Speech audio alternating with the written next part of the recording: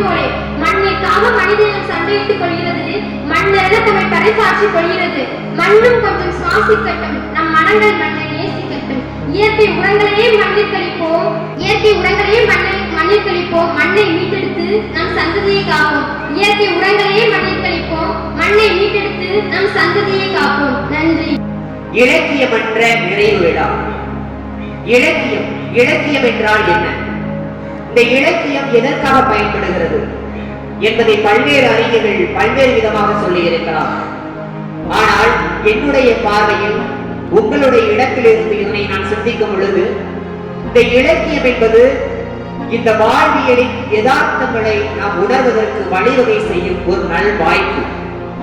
இந்த இலக்கியம் என்பது நம்மை அடுத்த நிலைக்கு எடுத்துச் செல்வதற்கான ஒரு அங்கீகாரம்.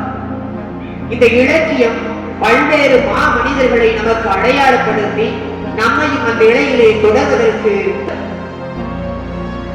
அங்கு பிறகு இங்கு நம் புண்ணிய பூமியா தமிழகம் நோக்கி வந்து இங்கே தன்னுடைய பெயரை வீரமா முனிவர் என்று மாற்றிக்கொண்டதோடு தன் உடை அலங்காரம் சிகை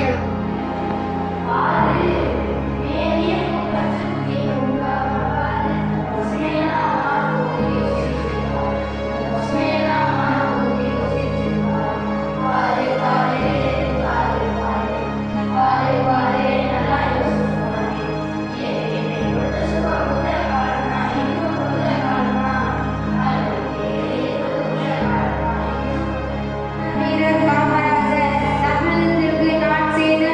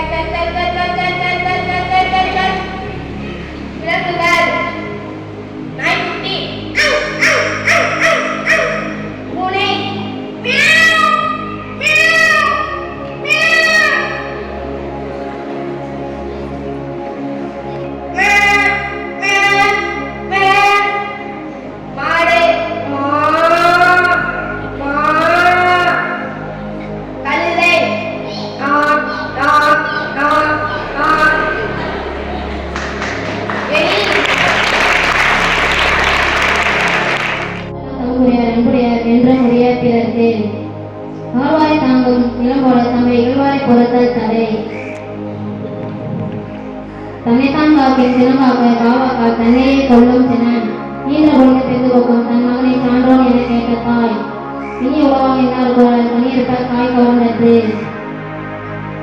எல்லா விளக்கும் விளக்கல்ல சான்றோருக்கு பொய்யா விளக்கே விளக்கு